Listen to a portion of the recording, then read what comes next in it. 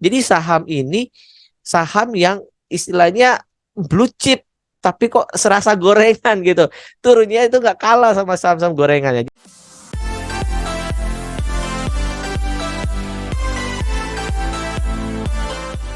Halo Sobat Saham, jumpa lagi dengan saya Papa Fitu.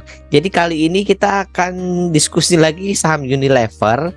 Dan saya berikan judul video ini, ada apa dengan saham Unilever setelah laporan keuangan Q3 2022 keluar. Jadi kita tahu bahwa 2 minggu lalu saham ini ARB gitu ya, 2 kali lalu masih turun. Dan saat ini sepertinya penurunannya sudah tidak terlalu besar lagi. Nah, nanti kita akan coba oprek LK Q3 2022. Kita juga akan lihat teknikalnya, ini kenapa nih saham Unilever kok turun lagi padahal sudah naik cukup tinggi ya. Oke, kita akan lanjutkan video kita kali ini. Oh ya, saya ingatkan Sobat Saham, analisa yang saya berikan kali ini disclaimer on ya. Jadi analisa ada di video ini disclaimer on. Silakan nanti Sobat Saham analisa kembali. Nah, sebelum kita masuk ke inti video kita yaitu analisa, kita harus tahu dulu nih karakteristik saham Unilever itu seperti apa gitu. Nah, Sobat Saham bisa lihat bahwa saham Unilever ini adalah saham yang masuk kategori growth investing. Artinya apa? Artinya kita tidak bisa menghitung harga intrinsik sahamnya ini di berapa, karena bukan value investing gitu ya. Itu kalau kita hitung misalnya pakai PER-nya atau pakai EPS-nya, itu sulit menentukan harga realnya sebenarnya itu di berapa, karena dia adalah saham growth investing. Nah, untuk saham Unilever ini cocok untuk tabung saham ya. Jadi bagi sobat saham yang suka nabung saham, boleh nabung saham di Unilever. Lalu juga kita masuk dengan menggunakan analisa teknikal. Jadi kita lihat ketika dia mendekati support, kita buy gitu ya. Lalu kita tabung nih, jangan dijual gitu. Lalu pergerakan saham ini sangat tergantung dengan pergerakan IHSG. Jadi ketika IHSG naik, kemungkinan saham ini akan ikut naik. IHSG turun, kemungkinan saham ini juga akan ikut turun. Nah, ini jadi sangat rentan terhadap pergerakan IHSG. Lalu yang terakhir, saham Unilever ini cocok untuk swing trading. Jadi bagi sobat saham yang senang dengan swing trading, boleh masuk ke dalam saham Unilever dengan melihat analisa teknikalnya. Lalu mengapa harus analisa laporan keuangan ya? Jadi sobat saham bisa lihat bahwa saham ini sebenarnya ya dari tahun-tahun sebelum itu naik terus nih ya. Kita lihat nih panahnya ya, nanjak terus ya. Nah, ini adalah pola saham bagus ya, bullish ya, membuat higher high, higher low, higher high, higher low, higher high, higher low dan seterusnya. Namun di tahun 2018 ini kelihatan mulai ada penurunan gitu. Apalagi ketika dia melakukan stock split ya. Waktu itu kalau salah 1:5. Setelah itu saham ini trennya malah jadi turun ya. Lower high, lower low, lower high, lower low dan seterusnya. Sampai terakhir karena pengaruh COVID-19 krisis gitu ya, dan turun nih. Turunnya drastis sekali. Kita bisa lihat sebenarnya dari RTI ya. Kita bisa lihat di EPS-nya. Ini dari 2019 itu udah turun terus nih ya, annualnya, tahunannya ya. 194, 188, 155, 151 maaf ya. Nah, kenapa di 2022 ini mulai uget-uget lagi, kayak mau naik lagi gitu. Kita bisa lihat di Q1 2022 ini dia sebenarnya udah meledak, dia udah naik dari 36 ya, naik ke 53. Namun sayangnya di Q2 dan Q3 ini dia kembali turun 37, 31 dan akhirnya EPS annualnya yang disetahunkan itu 161, walaupun masih lebih tinggi dari tahun kemarin, tapi ini tidak menggembirakan bagi investor. Jadi nggak heran ketika LK-nya keluar nih, LK Q3 keluar di tanggal 28, dia langsung drop ARB 2 kali, 2 hari loh sobat saham.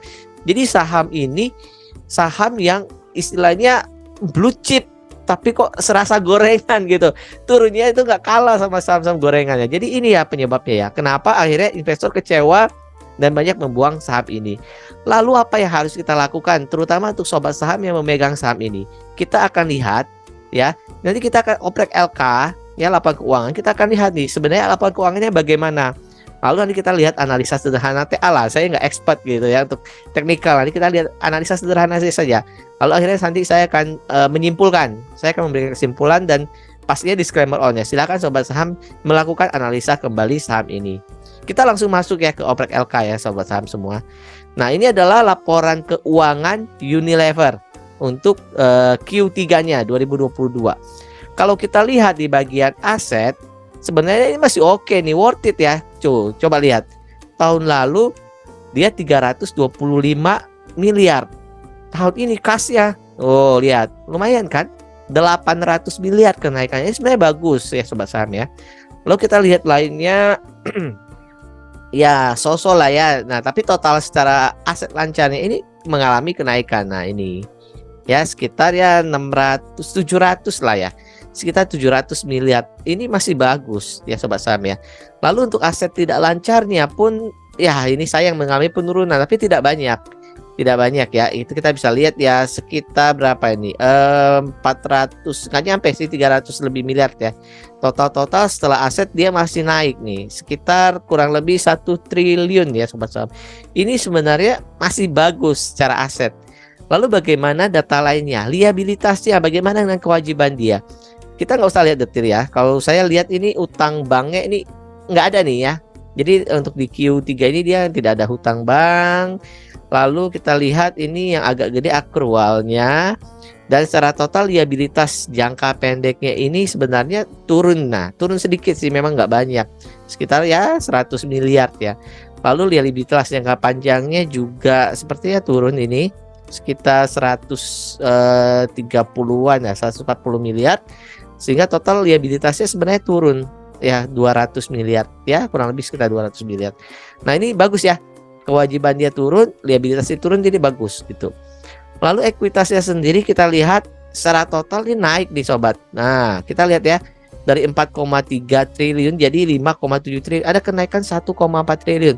Ini bagus ya. Jadi modalnya naik, itu adalah hal yang bagus. Lalu bagaimana dengan laba ruginya? Nah, kita bisa lihat bahwa penjualan dia ada kenaikan sekitar 1,5 triliun. Ya nggak banyak sih ya, tapi ya naik gitu loh. Jadi oke sih sebenarnya.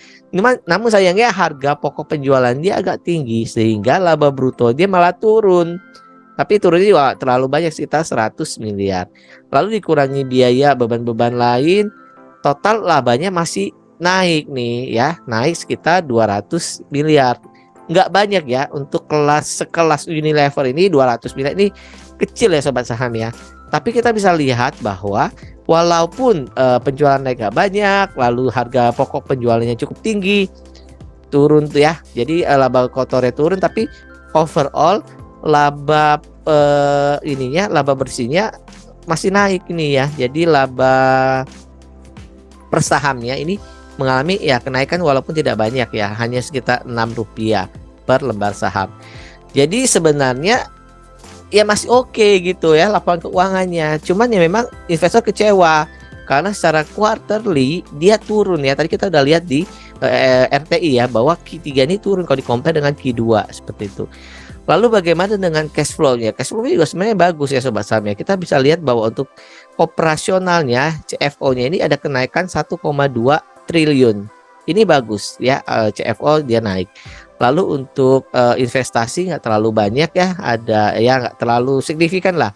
Pendanaan juga tidak terlalu signifikan perbedaan dengan tahun lalu. Oke, nah overall sebenarnya dia ada kenaikan kas 800 miliar. Sedangkan tahun kemarin aja masih penurunan kasnya gitu kan. Nah, ini kebalikan ya. Dulu turun 300 dari 800 jadi 500. Sekarang dia ada kenaikan ya 800. Jadi sehingga 1,1 triliun untuk kasnya tadi kita udah lihat di bagian kas. Nah, ini sebenarnya bagus ya sobat saham ya. Masih oke lah, sosok lah. Maksudnya nggak hancur-hancur banget lah LK-nya gitu. Tapi karena kekecewaan dari investor ya, kok nggak sesuai prediksi. Ini Q1 udah bagus, Q2-nya turun, Q3-nya turun lagi. Ya sudahlah, banyak investor yang buang. Oke, kita akan masuk ke analisa teknikal sederhana. Saya nggak akan terlalu banyak menganalisa secara teknikal ya. Kenapa ya kemarin tiba-tiba kok turun drastis? Sebenarnya secara teknikal juga udah kelihatan ya sobat saham ya. Ini juga sudah kita masukkan ke PSP ya. Sebenarnya untuk sobat saham yang lihat PSP episode terakhir itu ada gitu ya. Pertama ini kita bisa lihat bahwa ketika dia menyentuh harga sekitar 5.000 ya, 5.450 ya, sekitar 5.500. Ini sebenarnya ada di sini nih resisten. Sebelumnya juga ini ada resisten, sebenarnya ini adalah garis resisten. Jadi ketika dia menyentuh resisten lalu LK-nya jelek, terbentur, dia nggak akan naik, otomatis dia akan turun drastis. Ini adalah resisten yang kuat ya. Jadi pertama secara teknikal karena dia memang membentur garis resisten. Lalu sebenarnya saat ini dia berada di support kecil ya. Kalau bisa sobat saham kita lihat, kita coba kita zoom ya. Nah, ini sebenarnya dia dalam posisi di support ini ya. Di support di sini kan ada ya, di sini ada rejection ya sekitar sini. Nah, ini sebenarnya support ya, support minor lah menurut saya. Nah, ini hati-hati sobat saham. Ketika dia break dengan volume tinggi, mungkin dia akan lanjut turun lagi, akan mencari support berikutnya, yaitu ya sekitar bisa 3.000-an, tapi sebelumnya mungkin akan tutup gap dulu ya di sini ya sobat ya. Ya mungkin di sekitar 3.800-an lah ya. Saya juga susah ya untuk prediksi secara teknikal ya. Kita bisa lihat di sini ya. Ini bisa jadi garis support juga ya. Nah, di sini ya sekitar 3.800 lah, antara 3.800 sampai 4.000 di sini. Itu hati-hati. Jadi ketika dia break, sobat saham harus siapkan trading plan-nya. Namun sebenarnya overall bagi sobat saham yang tidak trading ya buat nabung saham tadi yang sudah saya sampaikan, kita bisa lihat bahwa semenjak penurunannya, kita lihat ya, semenjak penurunannya dari angka 10 ribuan ini ke bawah terus, sebenarnya kalau kita lihat secara volume profile ini sudah ada akumulasi gitu loh. Jadi sebenarnya bandar-bandar besar ini nggak jual, dia sebenarnya udah akumulasi baik di sini. Ya kalau kita bisa di harga 4 ribuan ya, 4.000 sampai 5.000 ini akumulasi besar ya, lihat di barnya. Kita compare dengan yang di atas. Nah, ini kan sebenarnya kecil ya. Sedangkan ini udah mulai panjang. Nah, ini sebenarnya adalah area-area akumulasi. Nah, lalu bagaimana pergerakan ke depannya? Ya, kita juga nggak tahu nih, ini investor utamanya, investor besarnya atau dalam tanda petik bandarnya ini mau ngapain gitu ya. Oke, kita lanjutkan ke PPT kita. Jadi, menurut saya ya, ini kesimpulan saya, saham Unilever saat ini kemungkinan masih akan sideways. Dan cenderung melemah. Alasannya yaitu tadi, secara teknikal dia sudah mendekati support, lalu juga secara fundamental tidak ada yang membuat dia bagus untuk naik. Kalau kita lihat LKQ3-nya itu jelek sekali, turun walaupun ya nggak parah-parah banget. Lalu juga ada pengaruh dari dolar ya. Kalau kita tahu bahwa dia banyak masih mengimpor ya untuk barang-barangnya diimpor, bahan bakunya gitu. Nah, ini akan sangat mempengaruhi sekali ke beban dia. Makanya tadi kita lihat bahwa biaya barangnya itu besar sekali. Akhirnya laba kotornya malah jadi lebih rendah daripada tahun lalu. Nah, ini disclaimer on sobat saham, silahkan analisa kembali. Tapi kalau menurut saya, kita bisa ya melihat peluang, wih turun banyak. Kalau kita memang nabung, ya boleh kita buy, kita cicil aja, jangan langsung all in. Nanti kalau dia turun lagi mendekati support, kita bisa buy lagi. Dan sampai kita lihat kira-kira di Q4 ini dia akan hasilnya bagaimana ya. Karena Q4 ini penentuan ya annualnya nanti di 2022 ini seperti apa. Saya rasa itu aja video saya kali ini. Semoga bisa memberikan insight untuk sobat saham semua. Jangan lupa learning is the only way to grow. Bagi yang suka video ini boleh like ya. Tolong di like deh, yuk subscribe yang belum. Nanti kita akan diskusi lagi, kita akan produksi lagi video-video lain yang semoga bisa bermanfaat untuk sobat saham semua. Terima kasih, sampai jumpa lagi di video berikutnya.